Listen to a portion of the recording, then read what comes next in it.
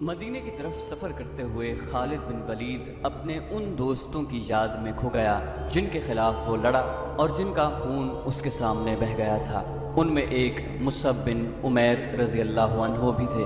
قریش جو مارکے سے منہ موڑ گئے تھے کچھ دور ہی پہنچے تھے کہ خالد نے اپنے گھوڑے کو ایڑ لگائی اور ابو سفیان کو جا پکڑا۔ اس نے ابو سفیان سے پوچھا کہ تم لوگ جنگ کو ادھورا چھوڑ کر کہاں جا رہے ہو؟ مسلمانوں کا دم خم ختم ہو چکا ہے۔ ابو سفیان بھی یہی چاہتا تھا کہ یہ مارکا فیصلہ کن نتیجے پر پہنچے۔ قریش کے چند سوار وہیں سے پلٹ آئے۔ خالد دیکھ چکا تھا کہ رسول کریم صلی اللہ علیہ وآلہ وسلم کہاں ہیں۔ یہاں پھر ابو سفیان نے خالد کو کسی اور طرف بھیج دیا اور کچھ آدمیوں کو نبی کریم صلی اللہ علیہ وآلہ وسلم پر حملے کا حکم دیا۔ اب رسول کریم کے ساتھ کچھ اور مسلمان آ ملے تھے۔ اب پھر ابن قمہ لڑتے ہوئے مسلمانوں کا حلقہ توڑ کر رسول اکرم صلی اللہ علیہ وآلہ وسلم تک پہنچنے کی کوشش کر رہا تھا۔ اس وقت رسول اکرم کے پاس مصعب بن عمیر کھڑے تھے اور ام عمارہ رضی اللہ عنہا اپنے قریب پڑے ہوئے 2-3 زخمیوں کو پانی پلا رہی تھی۔ انہوں نے جب قریش کو ایک بار پھر حملے کے لیے آتے دیکھا تو زخمیوں سے ہٹ کر انہوں نے ایک زخمی کی تلوار اٹھا لی اور قریش کے مقابلے کے لیے ڈٹ گئے۔ قریش کا سب سے پہلا سوار جو ان کے قریب آیا اس تک وہ نہیں پہنچ سکتی تھی، اس لیے انہوں نے تلوار سے اس کے گھوڑے پر ایسا وار کیا کہ گھوڑا گر پڑا۔ سوار گھوڑے کی دوسری طرف گرا۔ ام عمارہ رضی اللہ عنہا نے گھوڑے کے اوپر سے کود کر قریش کے اس آدمی پر وار کیا اور اسے زخمی کر دیا۔ وہ اٹھا اور بھاگ کھڑا ہوا۔ مصعب بن عمیر کا قد بت اور شکل و صورت بھی رسول کریم صلی اللہ علیہ وسلم کے ساتھ نمایاں مشابہت رکھتی تھی۔ ابن قمہ مصعب کو رسول خدا سمجھ کر ان پر حملہ آور ہوا۔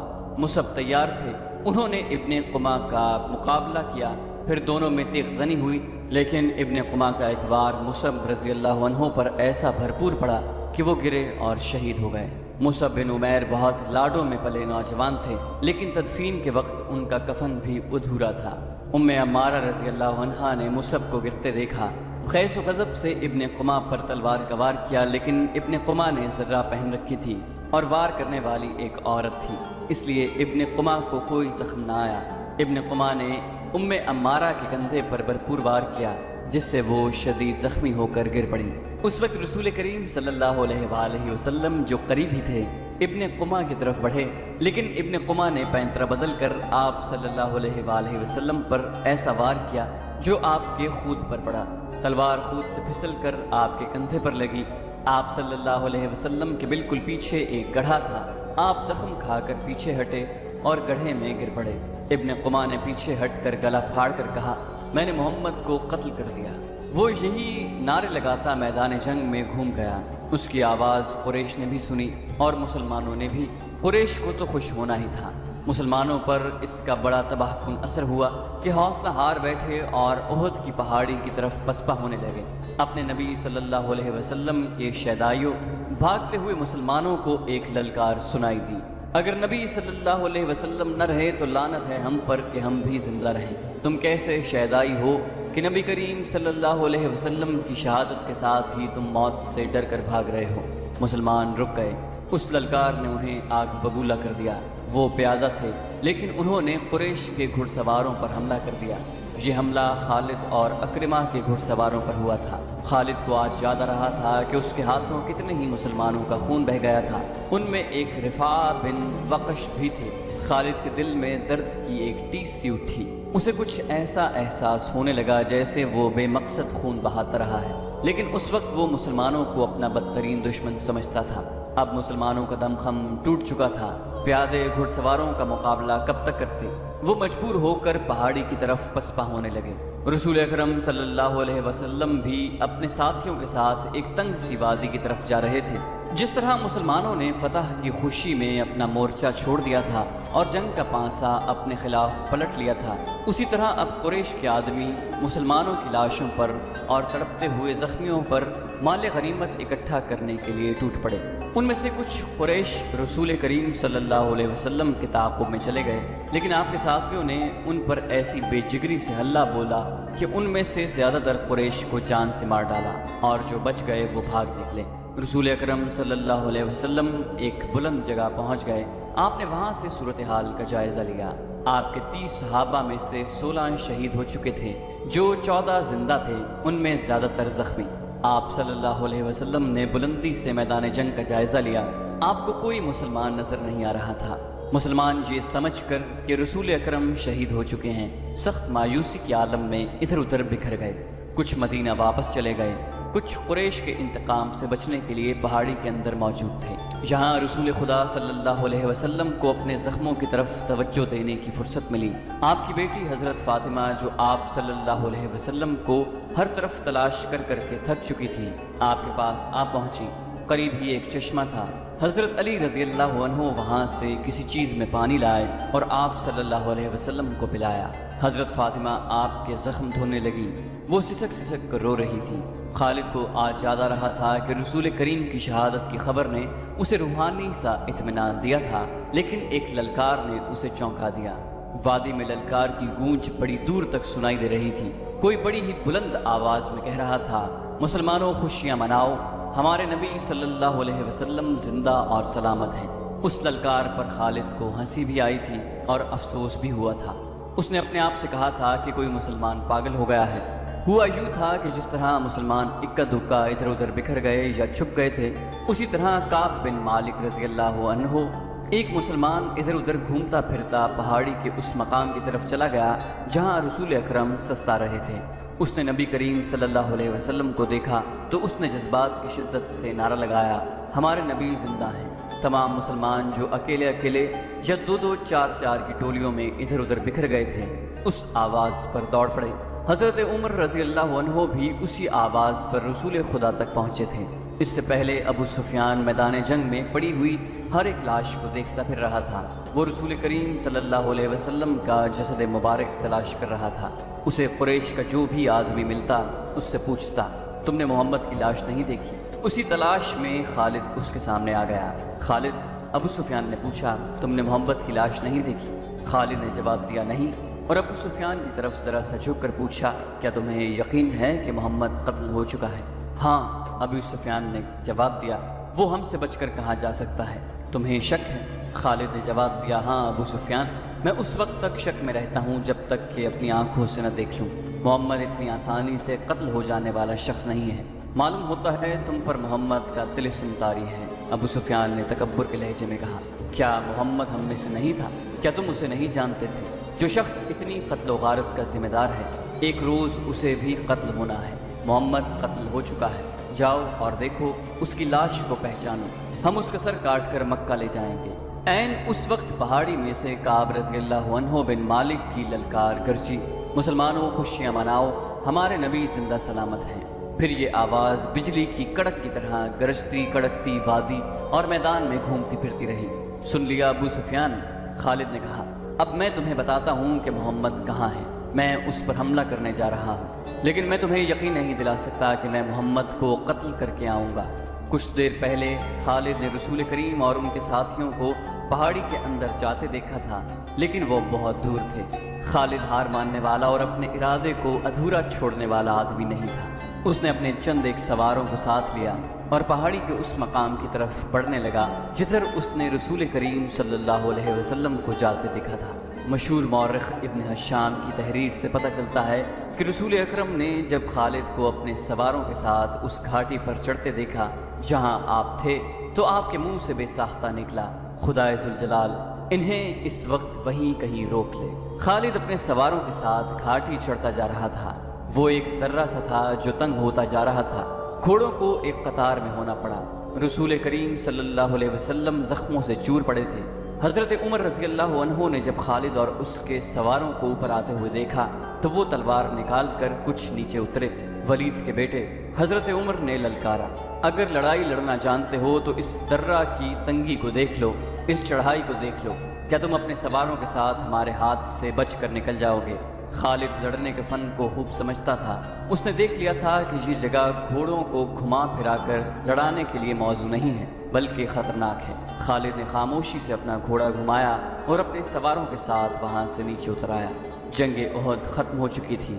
قریش اس لحاظ سے برتری کا دعویٰ کر سکتے تھے کہ انہوں نے مسلمانوں کو زیادہ نقصان پہنچایا، لیکن یہ جنگ ہار جیت کے بغیر ختم ہو گئی تھی۔ لیکن یہ ہماری شکست تھی۔ خالد کو جیسے اپنی آواز سنائی دی۔ مسلمانوں کی نفری 700 تھی اور ہم 3000 تھے۔ ہمارے پاس 200 گھوڑے تھے۔ ہماری فتح تب ہوتی جب ہم محمد کو قتل کر دیتے۔ خالد نے اپنے آپ میں جھنجھناہٹ محسوس کی۔ اس پر ایسی کیفیت طاری ہو گئی کہ اس کے دانت بجنے لگے۔ اسے جنگ کا آخری منظر یاد آنے لگا۔ اس نے اس بھیانک یاد کو ذہن سے نکالنے کے لیے سر کو جھٹک دیا، لیکن مکھیوں کی طرح یہ یاد اس کے ارد گرد بھن بھناتی رہی۔ اسے اپنے آپ میں شرم سی محسوس ہونے لگی۔ جنگجو یوں نہیں کیا کرتے۔ خالد جب حضرت عمر رضی اللہ عنہ کی للکار پر واپس آ رہا تھا تو اس بلندی سے اس کی نظر میدان جنگ پر پڑی۔ وہاں لاشیں بکھری ہوئی تھی، شاید ان میں بے ہوش زخمی بھی ہوں گے۔ لاشوں اور زخمیوں کو اٹھانے کے لیے نہ ابھی مسلمان آگے بڑھے تھے نہ اہل قریش۔ خالد کو ابو سفیان کی بیوی ہند نظر آئی۔ وہ ہاتھ میں خنجر لیے ہوئے دوڑے چلے آ رہی تھی۔ اس کے اشارے پر قریش کی وہ عورتیں جو قریش کے لشکر کے ساتھ آئی تھیں اس کے پیچھے پیچھے دوڑی آئیں۔ ہند ہر ایک لاش کو دیکھتی۔ وہ اونچے قد کی اور فربہی مائل جسم کی پہلوان قسم کی عورت تھی۔ وہ ہر ایک لاش کو دیکھتی۔ کوئی لاش اوندھے منہ پڑی ہوئی نظر آتی تو وہ پاؤں کی ٹھوکر سے اس لاش کو سیدھا کر کے دیکھتی۔ اس نے اپنے ساتھ کی عورتوں سے کہا کہ وہ حمزہ رضی اللہ عنہ کی لاش تلاش کریں۔ اسے حمزہ کی لاش مل گئی۔ ہندا بھوکے درندے کی طرح لاش کو چیرنے پھاڑنے لگی۔ اس نے لاش کے کچھ اعضاء کاٹ کر پرے پھینک دیے۔ اس نے دوسری عورتوں کو دیکھا جو اس کے قریب کھڑی تھی۔ کھڑی دیکھ کیا رہی ہو؟ ہند نے ان عورتوں سے یوں کہا جیسے وہ پاگل ہو چکی ہو۔ یہ دیکھو میں نے اپنے باپ، اپنے چچا اور اپنے بیٹے کے قاتل کی لاش کا کیا حال کیا ہے۔ جاؤ مسلمانوں کی ہر ایک لاش کا یہی حال کر دو اور سب کے کان اور ناک کاٹ کر لے آؤ۔ اب وہ عورتیں مسلمانوں کی لاشوں کو چیرنے پھاڑنے کے لیے وہاں سے ہٹ گئیں تو ہند نے خنجر سے حمزہ رضی اللہ عنہ کا پیٹ چاک کر کے اس کے اندر ہاتھ ڈالا۔ اس کا ہاتھ باہر آیا تو اس میں حمزہ رضی اللہ عنہ کا کلیجہ تھا جو ہندا نے خنجر سے کاٹ لیا۔ اس نے اسی پر اکتفا نہ کیا اور کلیجے کا ایک ٹکڑا کاٹ کر اس نے اپنے منہ میں ڈال لیا اور بری طرح اسے چبانے لگی، لیکن تھوڑی دیر بعد اس نے کلیجے کے ایک ٹکڑے کو اگل دیا۔ خالد کو دور ابو سفیان کھڑا نظر آیا۔ ہند کی اس وحشیانہ حرکت نے خالد کا مزہ کرکرا کر دیا تھا۔ وہ جنگجو تھا، وہ صرف آمنے سامنے آ کر لڑنے والا آدمی تھا۔ اپنے دشمن کی لاشوں کے ساتھ یہ سلوک نہ صرف یہ کہ اسے پسند نہ آیا بلکہ اس نے نفرت کی نگاہ سے دیکھا۔ ابو سفیان کو دیکھ کر خالد نے اپنے گھوڑے کو ایڑ لگائی اور ابو سفیان کے پاس جا گھوڑا روکا۔ ابو سفیان، خالد نے غصے اور حقارت کے ملے جلے لہجے میں کہا، کیا تم اپنی بیوی اور ان عورتوں کی اس وحشیانہ حرکت کو پسند کر رہے ہو؟ ابو سفیان نے خالد کی طرف ایسی نگاہوں سے دیکھا جن میں بے بسی کی جھلک تھی اور صاف پتہ چلتا تھا کہ اسے لاشوں کے ساتھ اپنی بیوی کا یہ سلوک پسند نہیں۔ خاموش کیوں ہو ابو سفیان؟ تم ہند کو جانتے ہو خالد، ابو سفیان نے دبیسی زبان میں کہا۔ یہ عورت اس وقت پاگلوں سے بدتر ہے۔ اگر میں یا تم اسے روکنے کے لیے آگے بڑھے تو یہ خنجر سے ہمارے پیٹ بھی چاک کر دے گی۔ خالد ہند کو جانتا تھا، وہ ابو سفیان کی بے بسی کو سمجھ گیا۔ ابو سفیان نے سر جھکایا، گھوڑے کی لگام کو جھٹکا دیا اور منہ پھیر کر دوسری طرف چل پڑا۔ خالد بھی اس منظر کو برداشت نہ کر سکا۔ جب ہند حمزہ رضی اللہ عنہ کی لاش کا کلیجہ چبا کر اگل چکی تو اس نے پیچھے دیکھا۔ اس کے پیچھے جبیر بن مطعم کا غلام وحشی بن حرب کھڑا تھا۔ اس کے ہاتھ میں افریقہ کی بنی ہوئی وہی برچھی تھی جس سے اس نے حمزہ رضی اللہ عنہ کو شہید کیا تھا۔ ہند نے تہکمانہ لہجے میں اس سے کہا، یہاں کیا کر رہے ہو بن حرب؟ جاؤ اور مسلمانوں کی لاشوں کے ٹکڑے کر دو۔ وحشی بن حرب بولتا بہت کم تھا، اس کی کوشش یہی ہوتی تھی کہ زیادہ سے زیادہ بات اشاروں میں کر لی جائے۔ اس نے ہند کا حکم ماننے کے بجائے اپنا ہاتھ ہند کے آگے پھیلا دیا اور اس کی نظریں ہند کے گلے میں لٹکتے ہوئے سونے کے ہار پر جم گئی۔ ہند کو اپنا وعدہ یاد آ گیا۔ اس نے وحشی سے کہا کہ تم میرے باپ، چچا اور بیٹے کے قاتل کو قتل کر دو تو میں نے جتنے زیورات پہن رکھے ہیں وہ تمہارے ہوں گے۔ اور وحشی اپنا انعام لینے آیا تھا۔ ہند نے اپنے تمام زیورات اتار کر وحشی بن حرب کے پھیلے ہوئے ہاتھ پر رکھ دیے۔ وحشی کے ہونٹوں پر مسکراہٹ آ گئی اور وہ وہاں سے چل پڑا۔ ہند پر اس وقت فتح اور انتقام کا بھوت سوار تھا۔ ٹھہر جاؤ بن حرب، ہند نے جوشیلی آواز میں اس حبشی کو بلایا۔ وہ جب اس کے پاس آیا تو ہند نے کہا، میں نے تمہیں کہا تھا کہ میرا کلیجہ ٹھنڈا کر دو تو تمہیں اپنے زیورات دوں گی، لیکن تم اس سے زیادہ انعام کے حقدار ہو۔ ہند نے قریش کی عورتوں کی طرف اشارہ کر کے کہا، تم جانتے ہو ان عورتوں میں کنیزیں کون کون سی ہیں؟ دیکھو وہ جوان بھی ہیں، خوبصورت بھی، تمہیں جو کنیز اچھی لگتی ہے لے جاؤ۔ وحشی بن حرب نے اپنی عادت کے مطابق خاموشی سے چند لمحے ہند کے چہرے پر نظریں گاڑی، لیکن اس کی نظریں کنیزوں کی طرف نہ گئیں۔ اس نے انکار میں سر ہلایا اور وہاں سے چلا گیا۔ کچھ دیر بعد میدان جنگ کی ہولناکی میں سے ہند کی بلند اور مترنم آواز سنائی دینے لگی۔ مورخ ابن ہشام کے مطابق اس نے ترنم سے جو نغمہ گایا اس کے الفاظ کچھ اس طرح تھے: ہم نے بدر کے مارکے کا حساب برابر کر لیا ہے، ایک خوریز مارکے کے بدلے ہم نے ایک خوریز مارکا لڑ لیا ہے۔ اتبا کا غم میری برداشت سے باہر تھا، اتبا میرا باپ تھا، مجھے چچا کا بھی غم تھا، اپنے بیٹے کا بھی غم تھا، اب میرا سینہ ٹھنڈا ہو گیا ہے، میں نے اپنی قسم پوری کر لی ہے۔ وحشی نے میرے دل کے درد کا مداوع کیا ہے، میں عمر بھر وحشی کی احسان مند رہوں گی، اس وقت تک جب تک میری ہڈیاں قبر کی مٹی میں مل کر مٹی نہیں ہو جاتی۔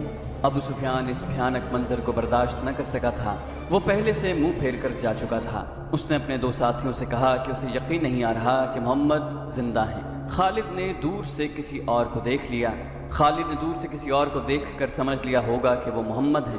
کسی نے ابو سفیان سے کہا۔ ابو سفیان یہ کہہ کر کہ وہ اپنی آنکھوں سے دیکھ کر آتا ہے، اس تنگ سے درے کی طرف چلا گیا جہاں سے خالد اپنے سواروں کو واپس لایا تھا۔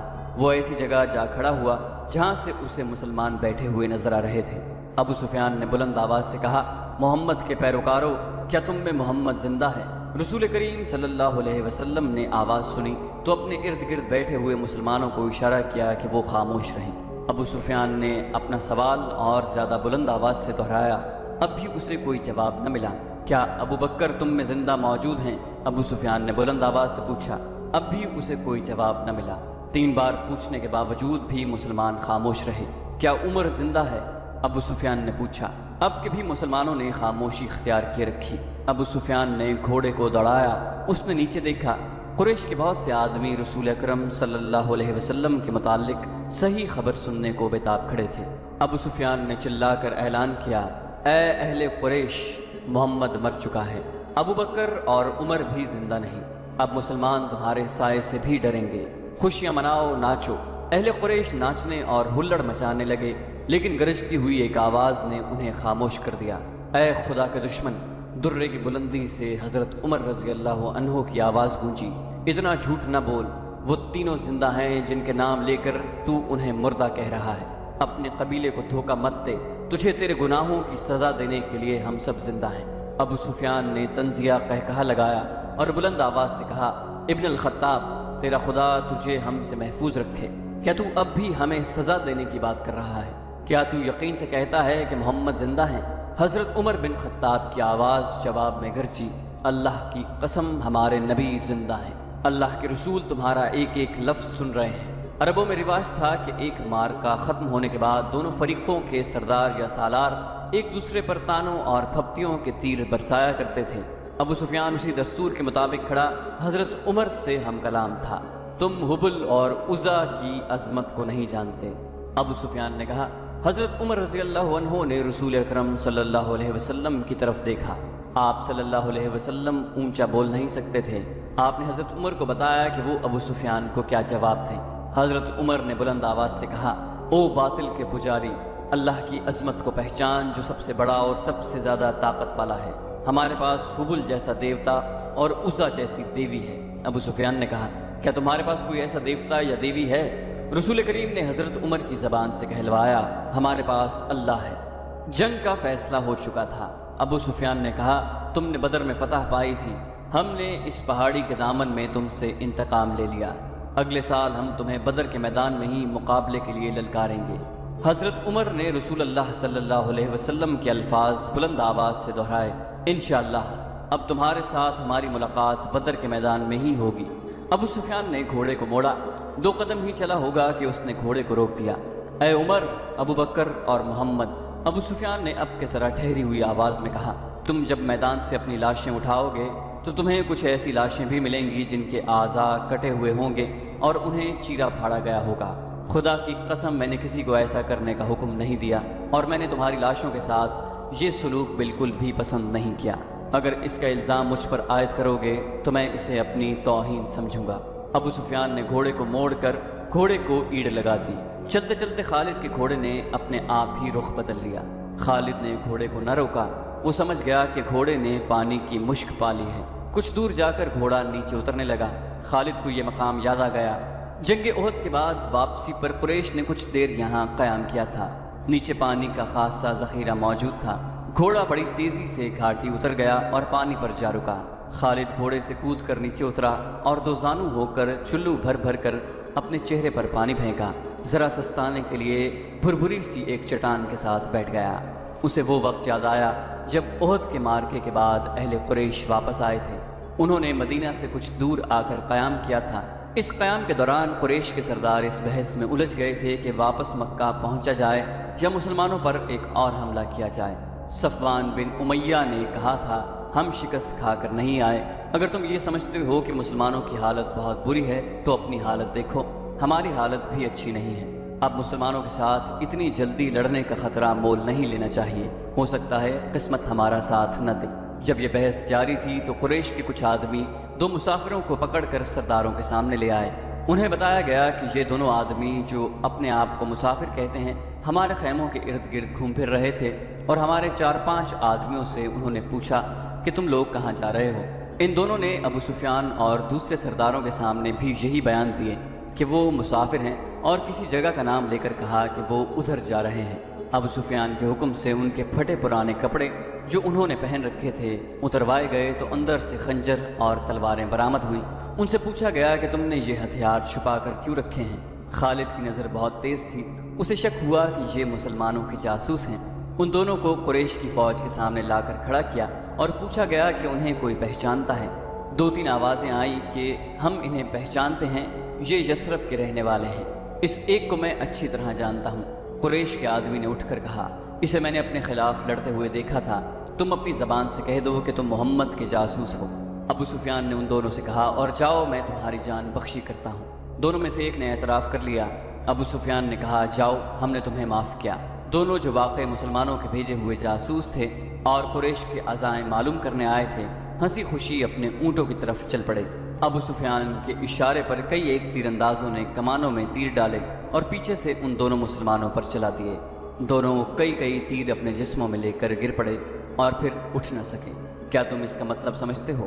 ابو سفیان نے اپنے قریب کھڑے سرداروں سے کہا، جاسوس بھیجنے کا مطلب یہ ہے کہ مسلمان ہارے نہیں، وہ ابھی یا کچھ ہی عرصے بعد ہم پر حملہ کرنے کا ارادہ رکھتے ہیں۔ فوراً مکہ کو کوچ کرو اور اگلی جنگ کی تیاری کرو۔ اگلے روز رسول اکرم صلی اللہ علیہ وسلم کو کسی نے آ کر بتایا کہ اہل قریش نے جہاں پڑاؤ کیا تھا وہاں اپنے دونوں جاسوسوں کی لاشیں پڑی ہوئی ہیں۔